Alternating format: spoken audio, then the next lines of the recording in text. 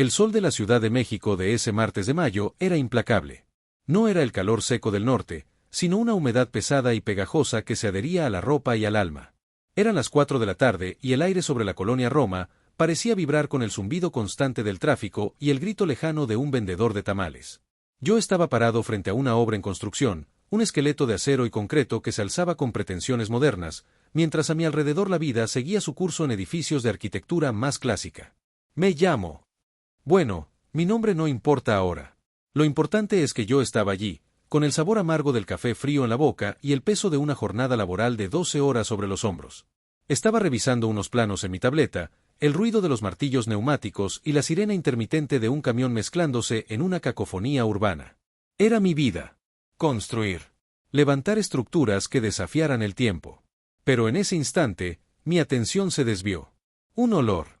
Al principio pensé que era la basura quemándose en algún callejón, un aroma habitual en esta ciudad que nunca duerme. Pero no. Era algo más intenso. Más químico. Más peligroso. Levanté la vista de la pantalla. El cielo, ya de por sí un tono gris pálido por el smog, tenía una nueva mancha oscura. Una columna densa y negra, como una criatura que emergía de las entrañas de la tierra. Venía de una antigua casona de 3 pisos, a 2 manzanas de mi ubicación, un edificio hermoso con balcones de hierro forjado y ventanales altos que ahora parecían ojos ciegos ante el desastre. La gente comenzó a correr. Al principio eran solo susurros, después se hicieron gritos, histéricos y urgentes. ¡Fuego! Un incendio descontrolado. Tiré la tableta sobre un saco de cemento sin pensarlo 2 veces. No era mi deber. No era bombero. Era un civil, un capataz de obra. Pero algo en la intensidad de esa columna de humo me hizo moverme. Corrí. Esquivé puestos callejeros, a personas que se detenían a grabar con sus teléfonos, y la creciente marea de curiosos. El calor se intensificó con cada paso. Cuando llegué a la calle de la Casona, el infierno ya había tomado el control de la planta baja. Las llamas lamían los marcos de las ventanas con voracidad, y los cristales estallaban con el sonido seco de una pistola. Los bomberos aún no habían llegado, aunque ya se escuchaba la sirena acercándose con desesperación a través del laberinto vial. Vi a una mujer llorando histéricamente en la acera, un hombre intentando inútilmente romper la puerta principal con un extintor de mano. Gritos de auxilio venían de los pisos superiores. Alguien gritó: «¡Hay gente arriba! Hay un par de apartamentos en el 3er piso». Ese fue el detonante. No lo medité. La adrenalina me inundó, borrando el miedo, dejando solo una extraña y fría claridad mental. Como supervisor de construcción, conocía la distribución y los materiales. Sabía que la antigua estructura de madera en el interior no aguantaría mucho. Necesitaba un punto de entrada. La puerta principal era imposible. Los bomberos ya estaban a la vista, pero tardarían minutos preciosos en asegurar la zona y desplegar sus equipos. Minutos que se medían en vidas. Me dirigí hacia el callejón lateral, donde el fuego parecía menos concentrado. Un muro bajo de ladrillos, fácil de saltar. Lo hice. El patio interior era un caos de escombros y cajas viejas. Busqué una entrada de servicio. Encontré una pequeña puerta de madera carcomida que daba a una escalera de servicio trasera. Estaba cerrada con llave. Pateé la cerradura con todas mis fuerzas, 1, 2, 3 veces. La madera cedió con un crujido agónico. El humo me golpeó como un puñetazo, denso, acre, haciéndome toser hasta que me dolió el pecho. Me cubrí la boca y la nariz con la manga de mi camisa. Subí. El aire se hacía más caliente, más delgado. La escalera de servicio era estrecha y oscura, iluminada solo por el naranja parpadeante del fuego que crecía debajo. Al llegar al 2.º piso, el rugido de las llamas ya era ensordecedor. Vi una figura. Un hombre mayor, arrastrándose. Lo agarré por el cinturón y lo llevé conmigo, tropezando de vuelta a la planta baja y luego a la calle. Un bombero, que acababa de saltar de su camión, me arrebató al anciano y me gritó que saliera. Le devolví el grito. «¡Queda gente arriba!». Volví a entrar, ignorando la alarma en mi cabeza. El 2.º piso era un infierno. Las cortinas estaban encendidas, el techo crujía. Decidí que el 3.er piso era mi objetivo. Subí los escalones restantes 2 a la vez, sintiendo el calor a través de las suelas de mis zapatos. Al llegar al último rellano, el humo era tan espeso que apenas podía ver mis manos. Me tiré al suelo, gateando, buscando cualquier señal de vida. Escuché un débil lamento. Venía del último apartamento, al final del pasillo. La puerta de ese apartamento estaba medio abierta. La empujé. Un calor sofocante me envolvió. Era la habitación menos afectada por el fuego directo, pero el humo había llenado cada rincón. Era irrespirable. Encontré su cuerpo. Estaba desplomada cerca de un librero caído, inconsciente. Una joven. Tenía el pelo largo y oscuro esparcido sobre su rostro, y su ropa estaba manchada de hollín. La levanté con un esfuerzo sobrehumano.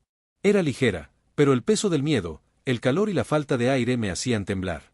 La cargué sobre mi hombro. Di media vuelta. Y entonces la vi. Bajo el peso de su cuerpo, su mano había caído cerca de un objeto que se había deslizado de su regazo. Era una caja de madera pequeña, lacada en negro, y estaba abierta. Dentro, entre varios papeles quemados por los bordes, vi una esquina doblada de un sobre de color crema. Estaba manchado de hollín y arrugado, pero por alguna razón que escapaba a la lógica de ese momento de crisis, la vi. La vi. Y una chispa fría y eléctrica me recorrió la espina dorsal. Ese sobre. Ese maldito sobre. Lo había visto antes. La forma de escribir mi nombre, o más bien, el nombre con el que me conocían en aquella época, en una letra cursiva y elegante.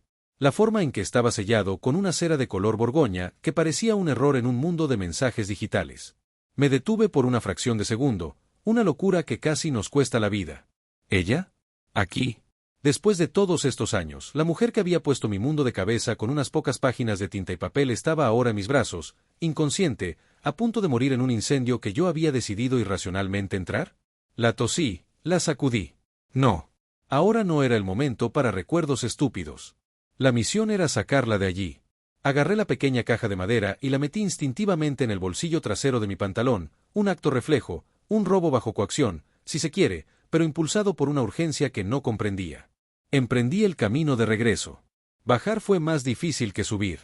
El humo había empeorado, y el fuego ahora rugía en el pasillo, bloqueando la escalera principal. La escalera de servicio era la única opción. El descenso fue un infierno de tropezones, tos y calor abrasador. Susurré palabras de aliento a la mujer en mis brazos, aunque no sabía si me escuchaba. Casi llegamos. Yo mismo estaba al borde del colapso. Mi visión era borrosa, mis pulmones ardían. Cuando finalmente salimos al patio trasero, la luz de la tarde me pareció cegadora. Me desplomé en el suelo sucio y la coloqué con suavidad. Inmediatamente, 2 bomberos me encontraron. Me ayudaron a levantarla y la cargaron a través del callejón hacia la calle principal, donde las ambulancias ya esperaban. Afuera, la escena era dantesca. Sirenas, luces rojas y azules, mangueras chorreando agua, un olor a madera quemada y químicos en el aire. Cuando la depositaron en una camilla, su rostro, ahora limpio por el sudor y la humedad, reveló por completo su belleza. No recordaba sus facciones con claridad, solo la profundidad de su escritura y la intensidad de sus palabras. Pero al verla, sentí una certeza fría y absoluta. Era ella. La mujer de la carta. Un paramédico me puso una máscara de oxígeno sin decir una palabra. Otro me revisó rápidamente, dándome palmaditas en el hombro. Tuviste suerte, me dijo. Inhalaste mucho humo. Debes ir al hospital. Me negué. No iré a ningún lado hasta saber de ella. Señalé la camilla. ¿Cómo está? El paramédico miró a su colega. Inconsciente por la inhalación de humo, pero estable. La vamos a trasladar al hospital general. Me senté en la acera, mi cuerpo temblaba sin control. Mi ropa estaba empapada en sudor, hollín y agua. En mi mente, solo había una imagen. El sobrecolor crema, arrugado. Y la letra cursiva. ¿Por qué tenía mi carta? ¿La llevaba consigo? ¿O la guardaba? Me toqué el bolsillo. La caja de madera. Estaba allí. La saqué. Abrí la tapa. Los papeles dentro estaban chamuscados, pero la carta, mi carta, el sobre, estaban relativamente intactos. Me pregunté por qué había entrado en ese edificio en llamas. ¿Fue pura valentía? ¿Un instinto heroico? O tal vez, subconscientemente, había una fuerza que me atraía hacia ella, hacia la respuesta de una pregunta que me había atormentado durante años. La carta no era una declaración de amor, ni una amenaza. Era una misiva extraña, escrita después de un breve e intenso encuentro en un café hace años, en la que ella me revelaba un secreto sobre mi familia, algo que había cambiado la percepción que tenía de mi padre. Un secreto que yo nunca pude confirmar, porque ella desapareció tan pronto como la envió. Me levanté, sintiéndome mareado. Mis compañeros de trabajo de la obra, alarmados por las noticias, se habían acercado. Me rodearon. Me felicitaron. El capataz, don Ramón, me regañó y me abrazó al mismo tiempo. «Estás loco, chico. Podrías haber muerto». Yo solo asentí, mi mente en otra parte. Necesitaba ir al hospital. Necesitaba hablar con ella. Ella era la única que podía completar la pieza faltante de mi vida. El secreto de mi padre. Tomé un taxi. Durante el trayecto al Hospital General, abrí la caja de madera de nuevo. Además de mi carta, había otros papeles. Eran recibos, notas escritas a mano, y una fotografía. Una foto vieja, en blanco y negro. En ella, mi padre estaba sentado en un parque, sonriendo, y junto a él estaba una mujer. No era mi madre. Era una mujer con una expresión amable, y por alguna razón, se parecía ligeramente a la chica que acababa de sacar del fuego. Sentí un escalofrío que no tenía nada que ver con el humo inhalado. El secreto de la carta. La foto. El fuego. Llegué al hospital. La sala de urgencias era un microcosmos de la vida de la Ciudad de México. Familias ansiosas, personal médico corriendo, el olor a desinfectante y desesperación. Pregunté por la víctima del incendio. Me dijeron que estaba siendo examinada, aún inconsciente, pero fuera de peligro. Sentí un alivio tan profundo que casi me desmayo. Me senté en la incómoda silla de plástico de la sala de espera. Mi ropa seguía sucia. Mi rostro estaba cubierto de hollín. Un policía de turno se me acercó. Me pidió mi nombre y una declaración breve. Le dije mi nombre completo, le conté lo que hice, omitiendo por completo la parte de la carta y la caja de madera. Sentí que esos detalles eran demasiado íntimos, demasiado extraños para ser revelados a la autoridad en ese momento. Era mi secreto, mi conexión con ella. Horas después, una enfermera me llamó. Me dijo que la paciente, de nombre Elena, estaba estable. Me permitió verla por un minuto. Entré en la habitación. Estaba acostada en la cama, con una máscara de oxígeno más pequeña y los ojos cerrados. Su piel estaba pálida. Su mano reposaba sobre el edredón blanco. Me acerqué con cautela. Me senté en una silla a su lado. La miré. No era una extraña. Era un destino. El destino que había estado en pausa desde que leí sus palabras años atrás. Palabras que me contaban sobre una deuda no pagada, sobre una vida que mi padre había llevado en secreto, y sobre una verdad que él nunca quiso que yo supiera. Me pregunté qué haría ahora. ¿Decirle la verdad? ¿Decirle que yo era el destinatario de la carta que casi se quema con ella? ¿Decirle que había arriesgado mi vida, no por heroísmo, sino por la obsesión que ella había sembrado en mí? Saqué la caja de mi bolsillo y la abrí. Cogí la carta, la que me había enviado. La que decía: el secreto que guardas sobre tu padre es más grande de lo que crees. Él no te lo dirá, pero yo te lo puedo mostrar. Te espero en... Y la dirección del café. El día que fui, ella no estaba. Solo un mes después, recibí la carta con el secreto. Y al ver la foto que encontré en la caja, un pánico frío me invadió. La mujer en la foto junto a mi padre. No era la mujer que ahora dormía en la cama de hospital. Pero había un parecido. Una conexión innegable. Me quedé allí, sentado a su lado, en el silencio denso del hospital. Sentí que el incendio no se había apagado. El fuego se había mudado a mi interior. El fuego de la verdad. Ella era la llave. No iba a dejarla ir esta vez. La iba a proteger. La iba a cuidar. Y luego le iba a preguntar. Le iba a exigir respuestas. ¿Quién eres? ¿Quién era la mujer de la foto? ¿Y qué secreto de mi padre nos había unido a los dos, primero a través de la tinta, y ahora a través del humo y las cenizas? El crecimiento personal, la superación, todo lo que buscaba en la vida se había condensado en una sola persona, y en un solo evento traumático. Este era el nuevo punto de partida. Una nueva vida, quemada y renacida. Me levanté. Acaricié suavemente su mano. Estaba fría. Le devolví la caja al bolsillo. Mañana volvería. La esperaría. La verdad de mi familia, mi vida, y ahora la suya, dependían de esta conexión forzada. Yo era solo un hombre que construía edificios, pero ahora tenía una misión. Reconstruir mi propia historia. Y la historia de ella. Los obstáculos serían muchos, pero después del fuego, nada podía asustarme. El día siguiente se arrastró con la lentitud desesperante de las horas en un hospital. Dormité sentado en la silla de plástico duro de la sala de espera, el olor a alcohol y lejía incrustado en mis fosas nasales. Había llamado a don Ramón, mi capataz, para decirle que me tomaba un día libre. Le inventé una excusa, algo sobre una intoxicación por humo que requería reposo absoluto. Él me creyó, o al menos fingió hacerlo. La verdad era que no podía irme. Mi vida, que hasta entonces había sido una línea recta de planos, presupuestos y supervisión de concreto, acababa de bifurcarse violentamente. Saqué la caja de madera lacada de mi bolsillo trasero. Estaba intacta, afortunadamente. La abrí con un cuidado casi reverencial. La luz de la mañana que se colaba por el ventanal sucio de la sala de espera se posó sobre su contenido. Allí estaban los recibos, arrugados y con fechas que se remontaban a más de 10 años, y las notas manuscritas, breves y crípticas. Y, por supuesto, el sobrecolor crema, con la elegante cursiva que había conocido años atrás. Lo que más me perturbaba era la fotografía. La saqué, sosteniéndola con 2 dedos. Mi padre, joven y sonriente, junto a la otra mujer. La que no era mi madre. El parecido con la chica que había sacado del fuego, Elena, era innegable, pero sutil. No eran idénticas. Podrían ser madre e hija. O tía y sobrina. O hermanas. La foto no me daba la respuesta, solo planteaba nuevas preguntas. ¿Quién era esa mujer? ¿Por qué mi padre la había conocido? Y más importante, ¿por qué esa foto y mi carta estaban en manos de Elena, años después de que yo había intentado, sin éxito, rastrear a la remitente original?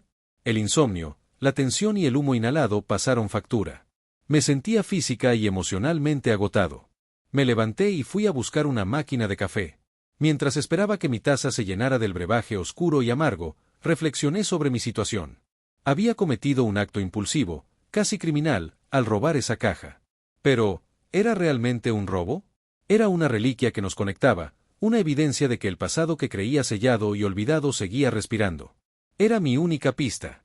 Tenía que justificar mi acción. No fue un robo, fue un acto de preservación.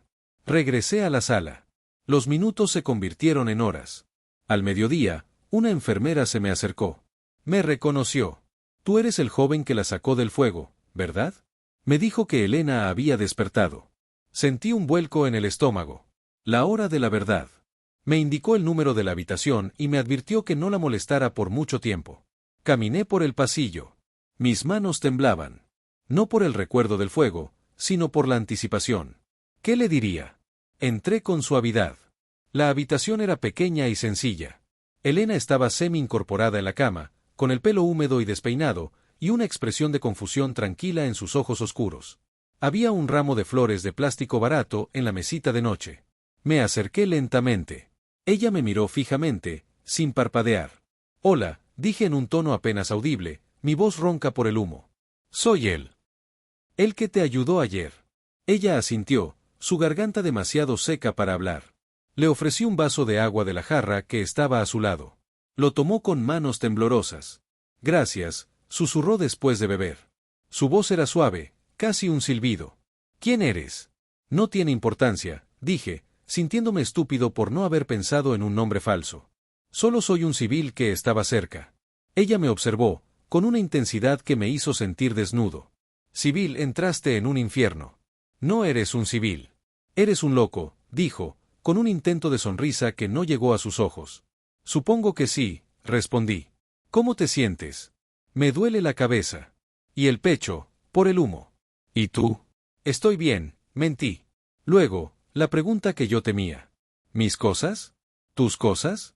Sí, dijo con una urgencia que no coincidía con su estado físico. Había una caja pequeña, de madera lacada, en mi mesa de noche. Me mantuve inexpresivo. En el incendio. Había muchas cosas. Yo no vi nada más que humo. Solo te saqué a ti. Es posible que los bomberos hayan recuperado algo. La decepción la invadió, apagando cualquier brillo de vida en su rostro. No. Los bomberos no la habrían reconocido como importante. Era una caja. ¿Es muy importante, Elena? Sí, es. Es todo lo que tengo. En ese momento, el peso del secreto se hizo insoportable. Yo tenía su todo.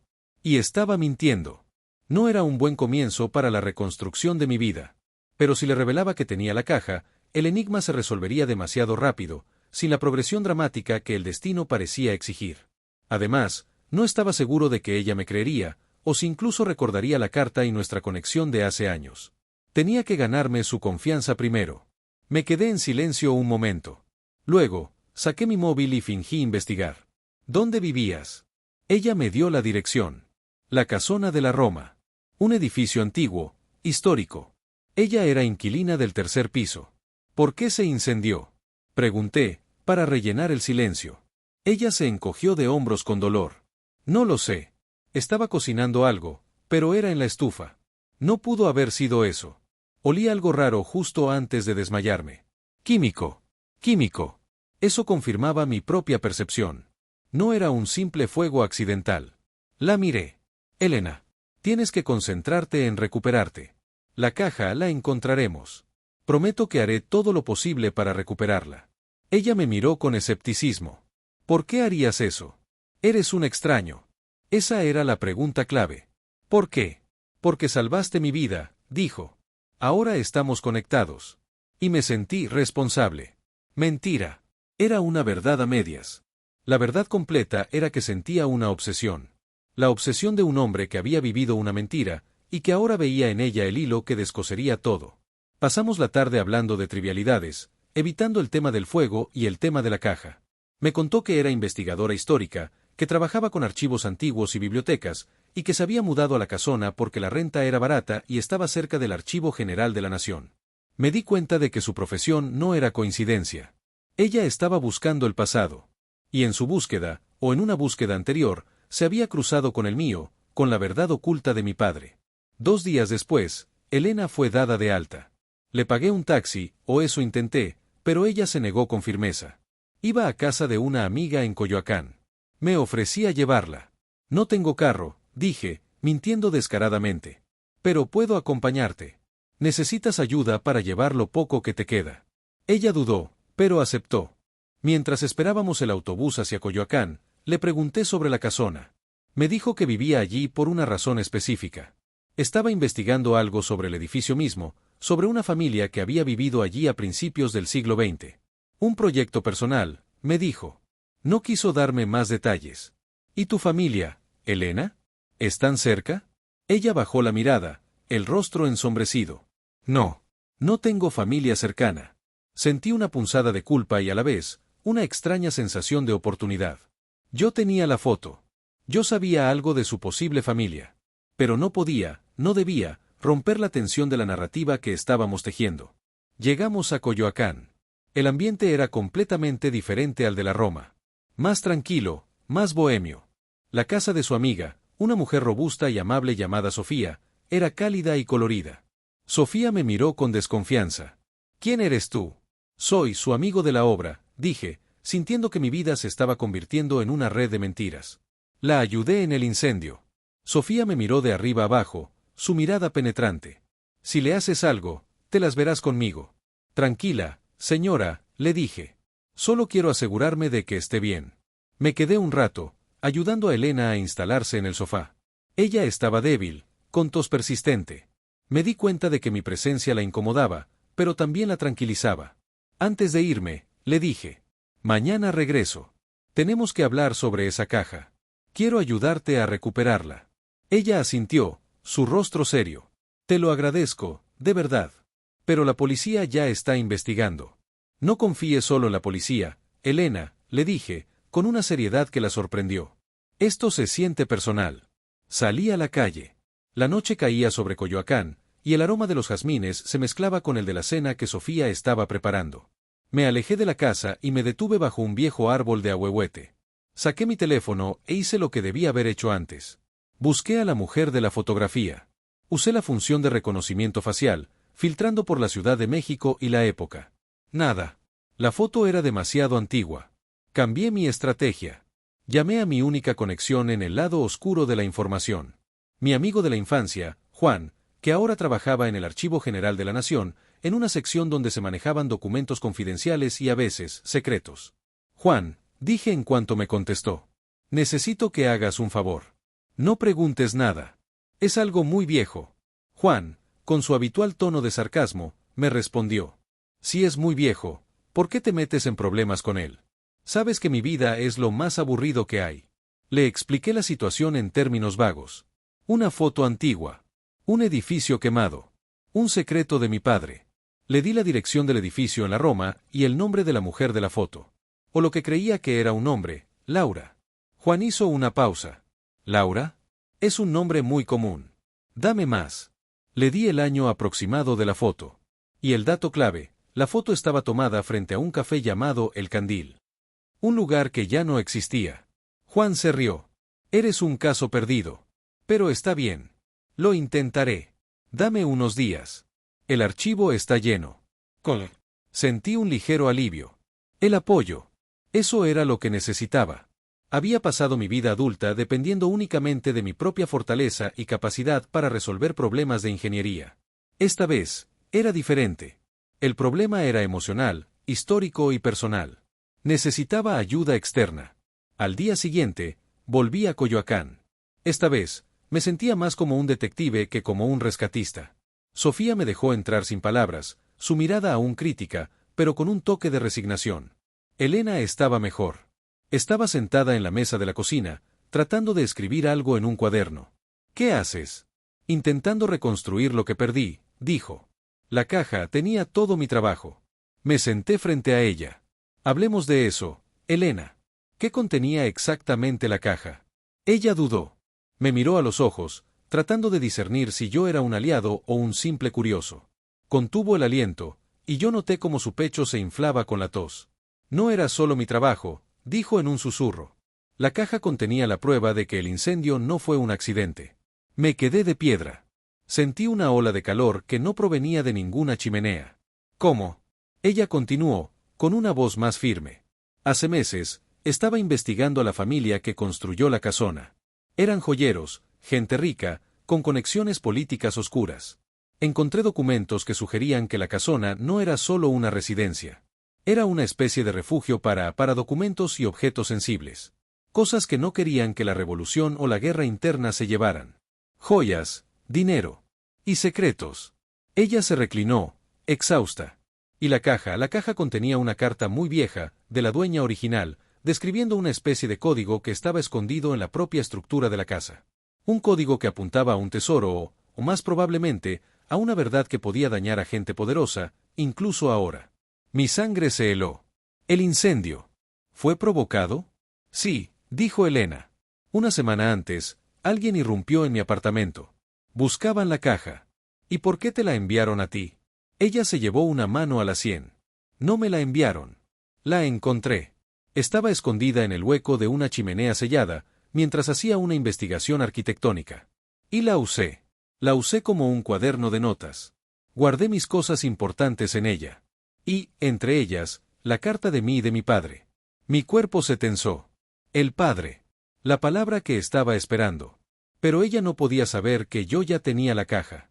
Mantuve mi rostro en blanco. ¿Tu padre? Sí, dijo, sacando una bocanada de aire. Mi padre me dio una carta hace años. Un secreto sobre su pasado. Algo que ver con una mujer en la Ciudad de México y una deuda. Y esa carta, la que él me dio, estaba en esa caja. La mentira se hizo más pesada. Yo tenía su caja. Yo tenía su carta. Y, lo que es peor, yo había recibido una carta muy similar, del mismo tipo de mujer, sobre el mismo tipo de secreto. El mismo destino. Tragué saliva. Necesitaba más información. ¿Qué decía la carta de tu padre? Ella me miró con desconfianza. ¿Por qué te importa tanto? Porque salvé tu vida, Elena. Y ahora tienes un problema. Un problema peligroso. Si esa caja es la clave de un secreto que alguien intentó quemar, entonces estás en peligro. Y yo no voy a dejarte sola. Era una declaración atrevida, pero auténtica. Mi necesidad de saber la verdad se había fusionado con mi necesidad de protegerla. Era la base de mi crecimiento personal, la idea de pasar de ser un hombre solitario y enfocado en la construcción a alguien que se arriesga por una conexión humana y una verdad. Ella suspiró, la tensión cediendo ante mi aparente honestidad y la fatiga.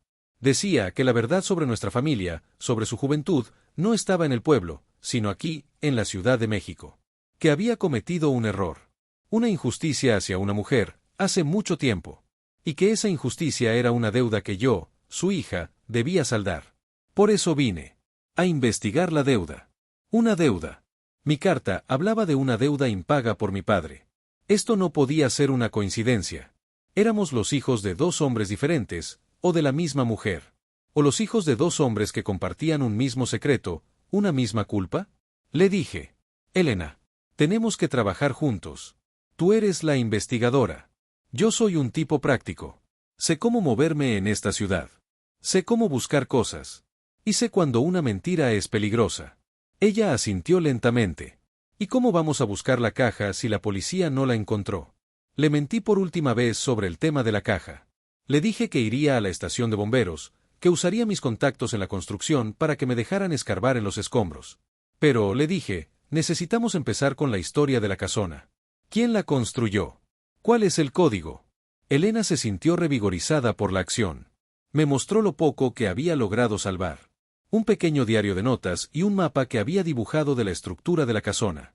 Me explicó que el código, según ella, estaba en una serie de grabados de azulejos antiguos que estaban en el piso principal. Ella había tomado fotos de los azulejos antes del incendio, y las teníamos. Nos sentamos en la mesa de la cocina de Sofía durante horas, desentrañando el misterio. El trabajo en equipo era natural, sorprendente. Ella era la mente, la historiadora, el conocimiento. Yo era la fuerza, la lógica, el constructor. Sus habilidades y mi conocimiento de la arquitectura se complementaban de manera perfecta. El dueño original de la casona, un tal don Ezequiel, había sido un joyero acaudalado con lazos con un grupo paramilitar durante la década de 1930. Elena teorizó que el código no era para encontrar joyas, sino para encontrar la ubicación de un archivo que incriminaba a gente poderosa. Mientras analizaba el mapa de Elena, me di cuenta de un detalle que mi ojo entrenado de constructor detectó de inmediato. Había un muro falso en el plano, en el primer piso. Un lugar donde la pared parecía más gruesa de lo normal. Un nicho. Aquí, Elena, dije, señalando el plano. Esto no es un muro de carga. Esto es un hueco. Un doble fondo. Y está justo al lado de la chimenea donde encontraste la caja. Elena se inclinó, su aliento caliente rozando mi mejilla. Me mostró las fotos de los azulejos. Eran patrones geométricos, pero uno de ellos, en el centro, mostraba un patrón diferente. Un patrón que, si se rotaba, apuntaba a la ubicación del muro falso. El código era real. Mi corazón latía con fuerza. Ahora lo entendía. Había un archivo. Algo tan peligroso que alguien había provocado un incendio para ocultarlo. Y mi padre y la carta de Elena estaban en medio de esta intriga histórica. El fuego era la solución de alguien para su problema, y la deuda de mi padre. Decidimos que teníamos que volver a la casona. Pero no podíamos ir solos. Necesitábamos a alguien que nos ayudara a entrar en la zona acordonada sin alertar a la policía. Y esa noche, Juan me llamó. Encontré algo, me dijo Juan con voz baja. Me costó mucho trabajo. No. Sí existió. Me levanté de la silla de la cocina, mi mano libre frotando mi frente. ¿Quién es? No es una persona, me dijo Juan. Es una organización. Una asociación de mujeres que se dedicaba a ayudar a familias de la clase trabajadora que habían sido estafadas o abandonadas por hombres de negocios de la época. Gente rica, como tu padre, antes de que se reformara. Y tu padre estuvo involucrado en una de sus investigaciones. Una deuda. Una estafa. Todo es confidencial, pero encontré un informe policial de $1945. Un tal Ezequiel, el joyero, denunció a una mujer por intentar robarle algo. El nombre de la mujer era el mismo que el de la fundación, Laura. Y esa mujer fue la que le escribió la carta a Elena. Colgué el teléfono, mi mente en una vorágine. La mujer de la foto no era la mujer que había escrito la carta. La mujer de la carta era Laura, la fundación, la organización. Y la mujer de la foto era la que me había escrito a mí, con el mismo nombre en clave.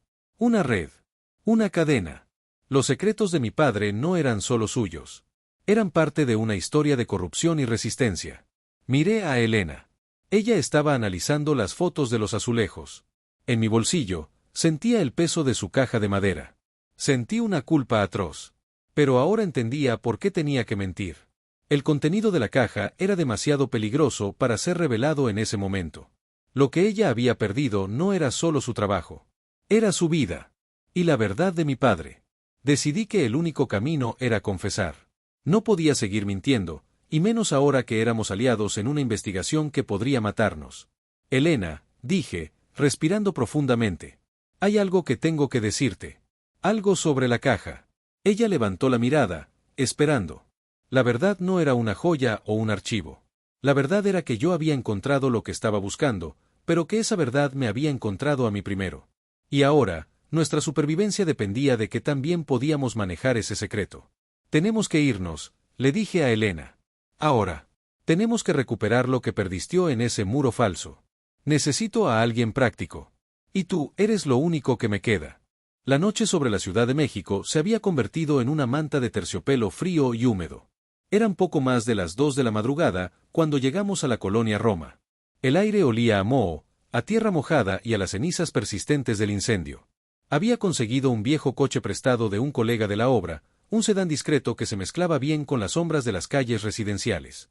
La calle de la Casona estaba extrañamente silenciosa. La cinta amarilla de la policía se había ido, reemplazada por una cerca temporal de madera, un patético intento de sellar el recuerdo del desastre. Elena estaba pálida, sentada en el asiento del pasajero, aferrada al diario de notas y al plano de la casa. La tos era un recordatorio constante de su fragilidad. ¿Está segura de esto, Elena? Le pregunté por 10ª vez. Podríamos haber esperado hasta la mañana. No, dijo, su voz áspera pero firme. Si alguien provocó el incendio buscando lo que estaba en ese muro, no van a esperar a que la policía acabe de investigar. Lo harán de noche. Lo harán ahora. La caja es un señuelo. La prueba real está dentro. Su determinación me convenció más que cualquier argumento lógico. Ella tenía razón. Los secretos quemados no esperan la luz del día. Me bajé del coche. La adrenalina había regresado, fría y eléctrica, como la primera vez que entré al fuego. Esta vez, sin embargo, el motivo no era el instinto ciego de salvar una vida, sino una compleja mezcla de culpa, necesidad de respuestas y un sentido de responsabilidad hacia Elena. Saqué de la cajuela una mochila con herramientas que había recogido de la obra, una palanca, un martillo, un par de guantes gruesos, y lo más importante, una potente linterna. Nos acercamos a la casona por el callejón lateral. El mismo callejón por donde había entrado al infierno. El olor a ceniza era más fuerte aquí. Tuvimos que saltar la cerca temporal. Elena se apoyó en mí, sus movimientos lentos y dolorosos. Una vez dentro del patio, me di cuenta de la escala del daño. El edificio era una ruina. El techo se había derrumbado parcialmente en el segundo piso, dejando ver el cielo nocturno y una silueta espectral. Las vigas de madera estaban carbonizadas, y el piso estaba cubierto por una capa gruesa de escombros. Tenemos que ir al primer piso, dijo Elena, susurrando, aunque no había nadie a la vista. El código de los azulejos estaba allí, y el muro falso está cerca del hall principal. El primer piso era un laberinto de ceniza y agua estancada. Las botas de construcción que llevaba hundían el piso de manera ruidosa. Caminamos despacio, usando la linterna para evitar los agujeros en el suelo y los restos de muebles quemados. Llegamos al hall principal. Era un espacio grande, que en su momento debió ser elegante, pero ahora era solo un cascarón negro. Saqué el plano que Elena había dibujado de la casa y lo comparé con las ruinas. El muro falso. Estaba justo donde el plano lo indicaba. Un trozo de pared que no parecía quemado, pero que era notablemente más grueso que las paredes adyacentes. Estaba cubierto por el humo y el tizne, lo que lo hacía casi invisible. Elena se acercó, señalando con la linterna. Mira, Ricardo. Ahí es donde deberían haber estado los azulejos con el código. Me di cuenta de que ella me había llamado Ricardo. No sabía si lo había hecho de forma instintiva o porque lo había escuchado de Juan, mi amigo en el archivo, cuando me llamó anoche. Lo siento, dije, mi voz baja. Olvidé decirte mi nombre. Ella me miró. No importa. En este momento, somos solo dos sombras buscando una verdad en la oscuridad. Esa simple frase, su aceptación de mi presencia, me dio el valor para confesarle la verdad sobre la caja. No podía seguir con esta farsa. Elena, tengo que decirte algo. Sobre la caja de madera. Ella se puso tensa. Yo la tengo. La recuperé del fuego cuando te saqué. No te lo dije antes porque... Me interrumpió, su respiración agitada. ¿Por qué, Ricardo? ¿Por qué mentirme? Saqué la caja de mi mochila y se la entregué. Porque la caja contenía una carta de una mujer, una tal Laura, que hablaba de una deuda de mi padre. Una deuda que ha sido mi obsesión durante años. Era la misma deuda que tú estabas investigando. No te la di porque la encontré en tu regazo y en ese momento, pensé que eras la remitente original y no quería asustarte. Elena tomó la caja, sus dedos rozaron la madera lacada con una emoción que me conmovió. La abrió. Sacó el sobre color crema y lo miró. Y luego, sacó el resto de los papeles y la fotografía. Sus ojos se posaron en la foto de mi padre y la otra mujer. Sus labios se abrieron en un gesto de asombro. ¿Este es tu padre, Ricardo? Asentí. ¿Y esta mujer, la foto que encontraste, quién es? No lo sé, Elena. No sé si es Laura o si es otra persona conectada a ella. La única conexión que tengo es Juan, en el archivo. Él me dijo que Laura era el nombre de una organización que buscaba justicia para mujeres estafadas por gente rica, gente como mi padre. Elena procesó la información, su mente, a pesar de la debilidad, trabajando a toda máquina. Entonces, la deuda de tu padre y la carta que encontraste es el mismo patrón. Tu padre estaba involucrado en la misma injusticia. Y por alguna razón, 2 generaciones después, nos encontramos aquí, unidos por el mismo secreto. Ella cerró la caja, su rostro una máscara de determinación. Gracias por decirme la verdad, Ricardo. Ahora ya no estamos buscando una caja. Estamos buscando respuestas. Y tú y yo tenemos que encontrarlas juntos. El muro. Esa declaración fue el punto de inflexión. Habíamos pasado de un encuentro traumático a una asociación real. La culpa que sentía se disolvió, reemplazada por la camaradería. Me acerqué al muro falso. Un examen más cercano reveló que era una estructura de yeso y ladrillo ligero, construida para ocultar el nicho. Prepárate, Elena. Esto hará ruido. Usé la palanca para hacer palanca en una junta débil en la pared. El sonido fue un estruendo sordo en el silencio de la noche, y me hizo encogerme de miedo. Pero estábamos en medio de una zona en ruinas. El ruido no alertaría a nadie, a menos que ya estuvieran cerca. Di otro tirón más fuerte. El yeso se rompió con un crujido. Usé el martillo para ensanchar el agujero. Finalmente, un trozo de pared cedió. Detrás, había un pequeño nicho oscuro, protegido de las llamas y del agua. Alumbré con la linterna. El nicho estaba lleno de paquetes envueltos en tela de arpillera y papel encerado. Saqué el primero. Era pesado. Lo desenvolví. No eran joyas, ni dinero. Eran cuadernos encuadernados en cuero, viejos y mohosos, y un manojo de sobres lacrados con un sello que reconocí de inmediato. El mismo sello de cera borgoña de mi carta. Mi corazón se aceleró. Esto era el archivo. La verdad que habían intentado quemar. Saqué el resto de los paquetes. Eran aproximadamente una docena de cuadernos y sobres. El aire en el nicho era denso y polvoriento, pero los objetos estaban notablemente bien conservados. Elena tomó uno de los cuadernos. Lo abrió con manos temblorosas.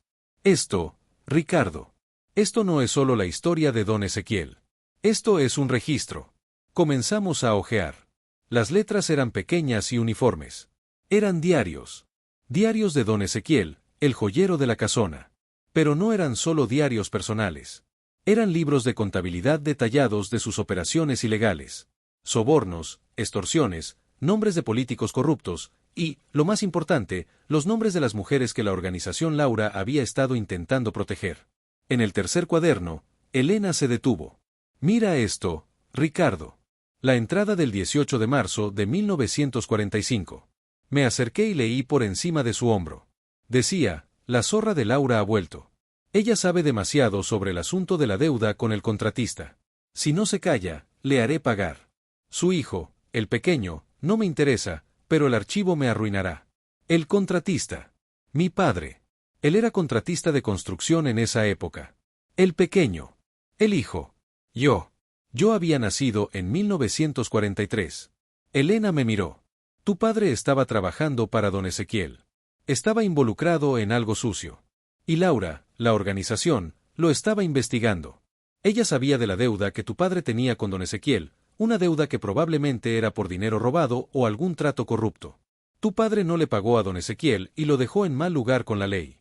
El incendio no buscaba un tesoro. Buscaba esto. Las pruebas de sus crímenes. Sentí una mezcla de rabia y tristeza. Mi padre, el hombre al que yo admiraba, había sido un estafador, un corrupto, un hombre que había cometido una injusticia hacia una mujer. Mi crecimiento personal, ahora estaba basado en desmantelar la imagen que tenía de mi propio padre. Sacamos todos los cuadernos del nicho. Eran pesados, voluminosos. No podíamos llevarlos todos. Teníamos que elegir. Los sobres, dijo Elena. Son más importantes. Son más fáciles de llevar. Y están lacrados con el sello de Laura. Tienen que ser las cartas que la organización usó para contactar a sus blancos. Abrimos el primer sobre lacrado. Dentro, una carta. Escrita con la misma caligrafía que la carta que yo había recibido años antes. Pero esta no era para mí. Era para la mujer de la fotografía. La mujer que mi padre había abandonado. Elena leyó en voz alta. Mi querida amada. Sabemos que el contratista te ha abandonado y te ha dejado con la deuda. Él te prometió el negocio y te robó la oportunidad. Tenemos pruebas para exponerlo, pero necesitamos tu testimonio. Sálvate y salva a tu hijo. El archivo de Ezequiel lo incrimina a él también. Amada. Ese era el nombre de la mujer. Mi corazón se hundió. Mi padre no solo había cometido una estafa. Había abandonado a una mujer que esperaba un hijo. Mi hermano. El pequeño. El hijo de la carta. Miré a Elena, mi rostro pálido por la verdad y la falta de aire. Mi padre tuvo otro hijo. Y me escribió porque sabía que yo era el hermano. Laura, la carta que me envió a mí era para decirme que yo tenía un hermano. Y que la deuda que tenía que saldar era con él. Elena se llevó la mano a la boca. No, Ricardo. No. La carta que yo recibí era de mi padre. Hablaba de una deuda con una mujer. ¿Qué pasa si el hijo de Amada es tu padre? ¿Qué pasa si la estafa de don Ezequiel era tan grande que alcanzó a 3 generaciones? Nos quedamos en silencio, la linterna iluminando los escombros y la verdad a medias. La complejidad del secreto era abrumadora. La verdad de mi padre era solo la punta del iceberg. En ese momento, escuchamos un ruido. Un crujido de metal en el exterior. Alguien había entrado al patio. Nos quedamos inmóviles, el miedo paralizándonos.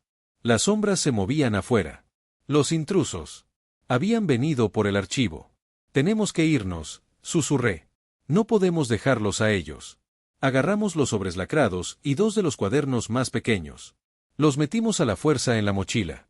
Salimos del hall principal, arrastrándonos por el pasillo hacia la escalera de servicio. Escuchamos voces. Eran 2 hombres. Hablaban en un tono bajo, pero hostil. Busquen en el primer piso. La información debe estar ahí. El fuego no la alcanzó. Nos dimos cuenta de que estábamos atrapados. La escalera de servicio era nuestra única salida, pero teníamos que pasar por la zona donde ellos nos escucharían. Elena, mira, dije, señalando el techo. Había un agujero en el techo, un daño del fuego que conectaba la casona con el techo de la casa de al lado. Una salida arriesgada, pero la única. Tenemos que subir, dije. Nos arrastramos por los escombros de la escalera principal, evitando pisar las partes más inestables. Llegamos al segundo piso, un infierno de vigas rotas y cenizas. Alcanzamos el agujero. Era pequeño, peligroso. Yo iré primero, dije. Con un esfuerzo titánico, impulsado por la adrenalina y el miedo, me arrastré por el agujero. Sentí el dolor en el pecho, pero el miedo era más fuerte. Estaba en el techo. Una salida temporal. Hice fuerza para ayudar a Elena a subir. Ella era más pequeña, pero su debilidad la hacía más difícil de manejar. Cuando ella finalmente estuvo en el techo, colapsó a mi lado. Ella me miró, la respiración superficial. Ahora, Ricardo. ¿Qué hacemos? Saltamos al techo contiguo. Tenemos que llegar a la calle. Y encontrar un lugar seguro para abrir estos sobres. Nos arrastramos por el techo, el miedo de caer en el vacío era constante. Finalmente, encontramos un lugar donde la casa contigua era más baja. Saltamos. El aterrizaje fue brusco, pero logramos mantenernos en pie. Estábamos en el patio trasero de una casa vecina. Corrimos a través del patio, salimos por la puerta de servicio y finalmente a la calle. Corrimos hacia el coche. Miré hacia atrás. Los hombres ya estaban en el techo de la casona. Nos habían visto. Arranca, Ricardo, gritó Elena, su voz aterrorizada. Encendí el coche. Salimos de la calle a toda velocidad, perdiéndonos en la oscuridad de la noche de la Ciudad de México. Los hombres no nos siguieron. Por ahora, estábamos a salvo. Pero el archivo que teníamos en la mochila era una bomba de tiempo. El crecimiento personal no era solo sobre mi padre.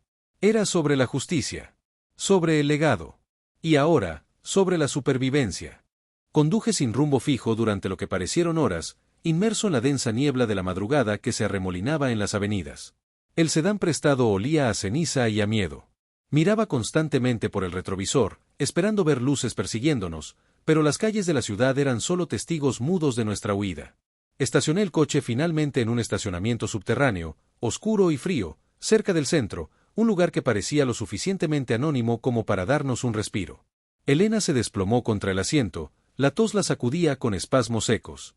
Le di una botella de agua que encontré en la guantera. Tenemos que ir a algún sitio seguro, dije. No podemos quedarnos aquí. Ella bebió con avidez. La casa de Sofía no es seguro. La casona está marcada. Si nos vieron salir, irán por ella. Tienes razón, respondí. Pensé rápidamente. Solo había un lugar donde podíamos estar relativamente a salvo y tener acceso a la información que necesitábamos. Mi amigo del archivo. Lo llamé desde el coche. Contestó al tercer tono, su voz somnolienta y molesta. Ricardo, ¿sabes qué hora es? Lo sé, Juan. Es urgente. No. No es algo que se pueda posponer. ¿Estás en tu casa? Sí, en mi apartamento. ¿Qué demonios pasa? Le conté la verdad de manera concisa. El incendio fue provocado, la caja, la incursión en la casona y el archivo que teníamos en la mochila. Omití la parte de mi padre por el momento. Juan se quedó en silencio por un largo momento. Estás loco, Ricardo. Estás involucrado en algo muy, muy grave. Ven. Pero no venga solo.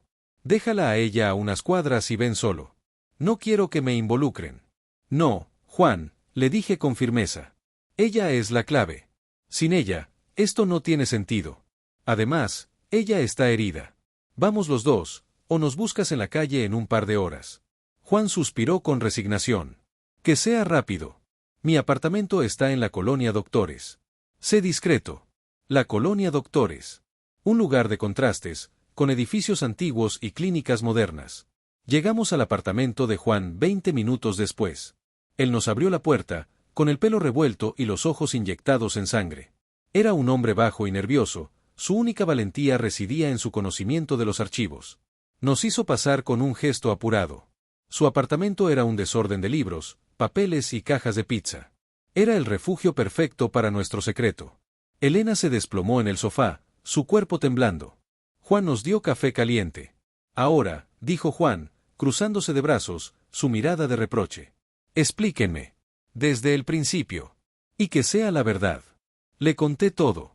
Desde el encuentro fugaz con la remitente de la carta, la obsesión de mi vida, el incendio, la mentira sobre la caja, el descubrimiento del muro falso, la existencia de Amada y la estafa del contratista. Juan escuchó, asimilando cada palabra con una seriedad creciente. Cuando terminé, me miró fijamente. Ricardo, tu padre, él hizo mucho más que estafar. Él fue un engranaje en una red de extorsión de don Ezequiel. Estafaban a mujeres que heredaban propiedades pequeñas y luego las dejaban en la ruina. La Fundación Laura era su némesis. Una de las cartas que tienes ahí debe ser la clave para desmantelar todo el entramado de don Ezequiel, que sigue vivo a través de sus herederos. Juan se acercó a la mochila. Sacó el manojo de sobres lacrados con la cera Borgoña. Esto es oro, dijo, casi con reverencia. Si esto es el archivo de Laura, es el archivo de la verdad. Elena se levantó, su rostro pálido pero encendido con una nueva energía. Vamos a abrirlos. Ahora. Necesitamos saber quién es Amada. Y si sigue viva. Abrimos el primer sobre. Era la carta que ya habíamos leído en la casona, dirigida a Amada. Explicaba la situación y le ofrecía protección a ella y a su hijo. Abrimos el segundo sobre. Estaba dirigido a un político de la época, un tal Ruiz. Detallaba los sobornos de don Ezequiel, incluyendo los pagos realizados a mi padre. Era la prueba de la corrupción, la conexión entre el crimen económico y el poder político. Abrimos el tercer sobre. Era para mí. Mi propia carta. La que había recibido años antes. Elena la tomó y la leyó. No era una simple carta. Era un mensaje cifrado. La remitente, usando el nombre Laura, me daba la dirección de la casona en la Roma. No era para que yo fuera, era una advertencia para que yo supiera que la verdad de mi padre estaba en ese lugar. Y luego, el cuarto sobre. Estaba más desgastado que los demás. Dirigido a mi madre. La mujer que había criado. Mi madre. Elena me miró. Ricardo. ¿Tu madre? Abrí el sobre con manos temblorosas. La carta no era de Laura. Era de Amada. Escrita con tinta desvanecida, con una caligrafía temblorosa. Decía, querida amiga. Sé que el contratista te abandonó a ti también. Él nos arruinó a ambas. Pero no a nuestros hijos. Yo encontré la forma de protegerme. Pero necesito que tú hagas una cosa por mí. El hijo del contratista, tu hijo, el pequeño que llamaste Ricardo, debe saber la verdad para sanar la herida de su padre. Yo sé dónde está la prueba. La he escondido. Cuando sea el momento, alguien te buscará. Dáselo. Es la única forma de que mi hijo y el tuyo puedan tener paz. Mi madre. Ella lo había sabido todo este tiempo. La deuda, la otra mujer, el otro hijo. Y ella me había protegido del secreto por todos estos años. Me sentí traicionado, pero al mismo tiempo, comprendí su silencio. El secreto era la única forma de proteger a su hijo de la vergüenza de su padre. Pero había algo más. La prueba. La he escondido. Elena se levantó de un salto. La prueba. El incendio. No solo buscaban el archivo. Buscaban la prueba que Amada le dio a tu madre. Juan, ¿recuerdas algo de la madre de Ricardo? Juan, que estaba analizando uno de los cuadernos de don Ezequiel, negó con la cabeza. No. Solo que estaba casada con el contratista. La prueba. ¿Qué es? ¿Dónde la escondió mi madre? Mi mente se fue a la casa de mi infancia, la casa familiar que había vendido después de que mis padres murieron. Una casa llena de secretos y silencios. Elena se acercó a mí, me tomó la mano. Tienes que pensar. Tu madre. ¿Dónde guardaba ella sus cosas más preciadas? Recordé algo. Un baúl viejo de cedro, cerrado con un candado oxidado. Estaba en el ático, lleno de ropa de bebé y fotografías viejas. Nunca me dejó abrirlo. El baúl, dije. Ella tenía un baúl en el ático. Siempre me dijo que era la historia de nuestra familia. Juan se puso su abrigo. El baúl es la clave. Si tiene la prueba, tenemos que ir por él. Ahora. Antes de que los herederos de don Ezequiel lo encuentren. La acción nos sacó del agotamiento. Era nuestra única opción. Dejamos los cuadernos de don Ezequiel y la mayoría de los sobres con Juan. Él se encargaría de esconderlos en el archivo, un lugar que nadie se atrevería a incendiar. Juan me miró, con seriedad. Ricardo, estás en peligro. Los hombres que te siguieron son profesionales. Tienen que ser los nietos o bisnietos de don Ezequiel, protegiendo su legado de corrupción. Si se enteran de que tienen la prueba, te matarán. Lo sé, dije. Pero el miedo ya no me paralizaba. El miedo había sido reemplazado por la necesidad de justicia. Salimos del apartamento y volvimos al coche. Conduje en dirección a mi ciudad natal, a las afueras de la Ciudad de México, donde se encontraba la casa. Elena, a pesar de su debilidad, estaba concentrada. Ella era mi brújula moral. Llegamos a la casa al amanecer. El lugar estaba desierto. Los nuevos dueños no vivían allí de forma permanente. Entramos por la puerta trasera, usando mis viejas llaves que milagrosamente aún funcionaban. La casa estaba vacía, el eco de mis pasos llenaba el silencio. Subimos al ático. El baúl. Estaba allí, cubierto con una sábana. Lo abrí con la palanca. Dentro, entre la ropa de bebé y las fotos, había una última caja. De metal, más pesada que la de madera de Elena. La abrí. No había joyas, ni dinero. Solo un cuaderno de espiral, con la portada gastada. En la primera página, una frase escrita a mano, para Ricardo. De tu hermano. El cuaderno era el diario de mi medio hermano, el hijo de Amada. Narraba su vida, su lucha, su dolor por la ausencia de su padre, y su encuentro con la Fundación Laura. Al final del diario, había una copia de un contrato. El contrato. El documento que probaba que mi padre no solo había estafado a Amada, sino que había falsificado su firma para robarle la propiedad que ella heredó. La prueba. El peso de la verdad me abrumó. Sentí las lágrimas en los ojos, no por tristeza, sino por la liberación. La verdad de mi padre era fea, pero ahora era mía. Y yo podía hacer algo al respecto. Elena me abrazó. Ahora, dijo en un susurro. La deuda está saldada. La injusticia se ha revelado. En ese momento, la puerta principal de la casa se abrió con violencia. 2 hombres, vestidos de negro, entraron. Los mismos hombres de la casona. Nos habían seguido. Habían estado esperando. El más grande, un hombre con una cicatriz en la mejilla, nos vio. Ahí están. La caja. Sabíamos que no podíamos enfrentarlos. Eran más fuertes y estaban armados. Corrimos hacia la ventana del ático. Era pequeña, pero la única salida. Salta, Elena, le grité. Ella dudó por un segundo, luego saltó al techo de la cochera contigua. Yo la seguí. Los hombres llegaron al ático. Nos dispararon, las balas haciendo pedazos la ventana. Corrimos por el techo, nos deslizamos por un árbol y caímos en la calle. Corrimos, sin aliento, hasta que encontramos un taxi en la avenida principal. El taxista, un hombre mayor y tranquilo, nos miró con extrañeza. ¿Qué les pasó? Tuvimos un accidente, dije, jadeando. Al Hospital General. En el taxi, abracé el cuaderno. Habíamos escapado, pero nuestra vida había cambiado para siempre. Habíamos pasado del anonimato a ser fugitivos de un secreto que se negaba a morir. En el hospital, después de tratar las heridas leves de Elena y la mía, llamé a Juan. Le dije que teníamos la prueba.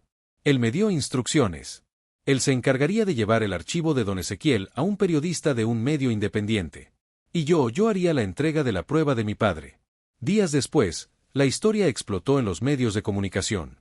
Los crímenes de don Ezequiel, la corrupción política y la Fundación Laura. Mi padre fue mencionado, su nombre manchado por el escándalo. Pero el secreto estaba fuera. La justicia, después de 70 años, había prevalecido. Elena y yo estábamos juntos. No como amantes, sino como socios, como sobrevivientes.